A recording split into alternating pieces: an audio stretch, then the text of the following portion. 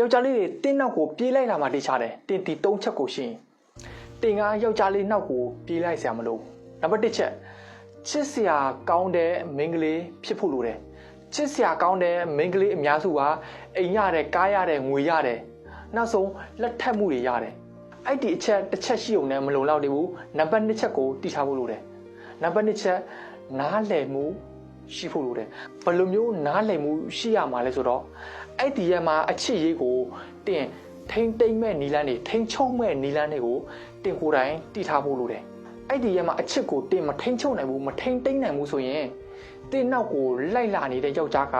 သူချက်ချင်းတင်နောက်ကိုမလိုက်ဖ ೇನೆ ရက်သွားလိုက်မယ်ဘတ်တုံးချက်အခုခေတ်မှာအလွန်ကိုမှအရေးကြီးတယ်တင်ကိုတင် marketing လုပ်တတ်ဖို့လိုတယ် marketing လုပ်ရဆိုဘယ်မှာလုပ်ရမလဲဆိုတော့ social media ပေါ်မှာတင်ကိုတင် marketing လုပ်တတ်ဖို့လိုတယ်တင်လိုက်တဲ့စာသားတွေတင်လိုက်တဲ့ပုံတွေတင်လိုက်တဲ့ဗီဒီယိုတွေကအဲ့ဒီရဲ့မှာယောက်ျားတွေတင့်ကိုပို့ပြီးတော့လိုချင်အောင်ပို့ပြီးတော့ရှာဖွေချင်အောင်လုပ်တတ်ဖို့လိုတယ်ဒီ၃ချက်လုံးကိုတင်ပြည့်စုံနိုင်မယ်ဆိုရင်ယောက်ျားလေးတွေတင့်နောက်ကိုပြေးပြီးတော့လိုက်လာမှာတေးချပါတယ်ခင်ဗျမင်္ဂလာပါခင်ဗျကျွန်တော် course အောင်ပါခင်ဗျ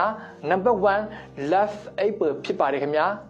တင်းရဲ့ချစ်ရေးပြဿနာဖြစ်နေတယ်ဆိုရင်ကျွန်တော်ရဲ့ပစ်မှာတိုင်ပင်လို့ရပါတယ်ခင်ဗျအားလုံးကိုချစ်ခင်ကျေးဇူးတင်ပါတယ်ခင်ဗျ